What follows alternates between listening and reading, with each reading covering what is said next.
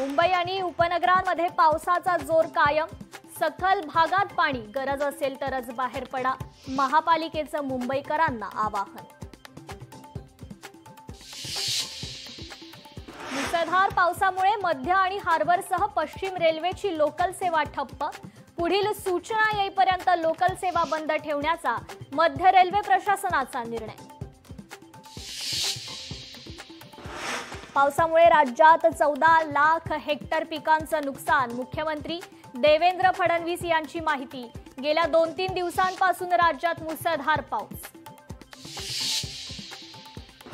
राज्यात पावसामुळे 12 जणांचा मृत्यू, नांदेडमध्ये पूरस्थितीमुळे 9 जणांचा मृत्यू, मुंबईत एकाचा तर इतर भागात 2घांचा मृत्यू, आपत्ती व्यवस्थापन मंत्री गिरीश महाजन यांची माहिती।